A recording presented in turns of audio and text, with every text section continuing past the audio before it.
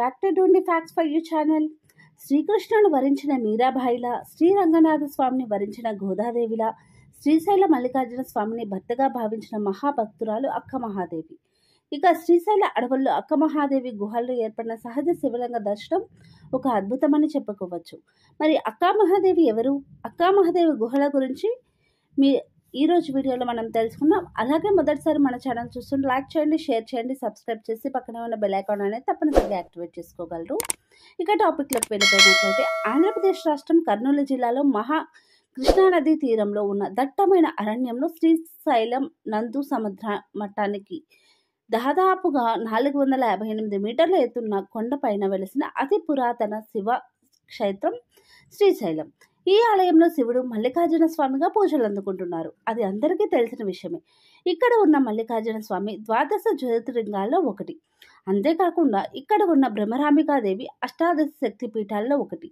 ఈ విధంగా జ్యోతిర్లింగం, శక్తిపీఠం ఉన్న అద్భుత క్షేత్రమే శ్రీశైలం. ఇక శ్రీశైలంలోని పాతాళ గంగ మెట్టు నుండి 10 కిలోమీటర్ల దూరంలో కృష్ణానదిలో పడవలో ప్రయాణించి కొండరాళ్లపైకి దిగి వెళితే అక్క మహాదేవి గుహలను చేరుకుంటాము. ఈ గుహల్లో సిద్ధంగా ఏర్పడిన ఒక దారి ఉంది. ఈ సొరంగం చివరిలో శివలింగాకారంలో ఏర్పడిన శిలారూపం ఉంది. దీనినే సహజ శివలింగం అని కూడా అంటారు. అక్క మహాదేవి ఈ శివలింగాన్ని పూజించింది అని చెబుతారు.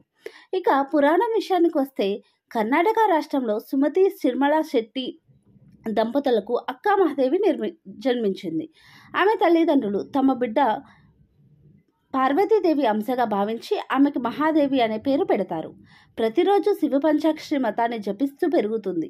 అయితే ఈ ప్రాంతాన్ని పాలించే కౌశికుడు అనే మహారాజు ఒకరోజు మహాదేవిని చూసి ఆమె అందానికి ముగ్ధుడై తనని వివాహం చేసుకోవాలని భావించి మహాదేవి తల్లిదండ్రుల దగ్గర సైన్యాన్ని పంపగా వారు వివాహానికి అంగీకరించకపోవడంతో వారిని భయపెడతాడు.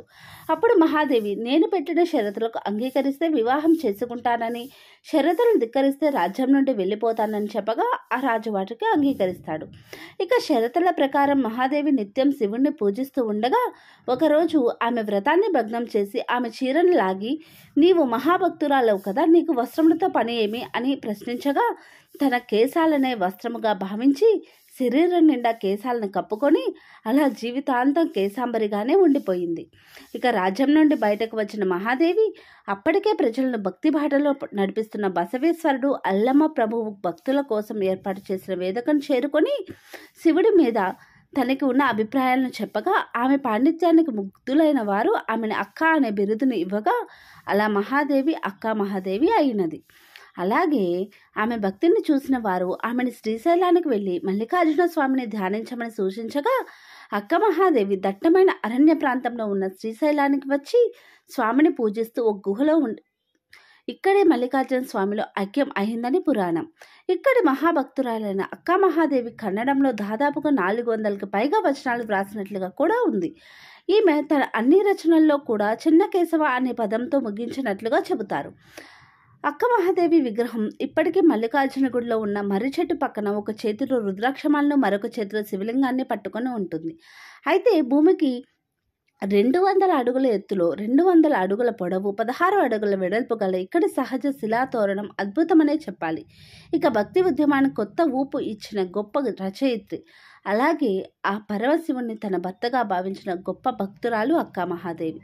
ఈ అక్క మహాదేవి గురించి మీకైతే తెలియకపోయినట్లయితే ఈరోజు వీడియోలో తెలుసుకున్నాం. అలాగే ఇంకేమైనా విషయాలు మీరు తెలుసుకోవాలి అనుకుంటే నా ఛానల్ అనేది సబ్స్క్రైబ్ చేసుకోండి.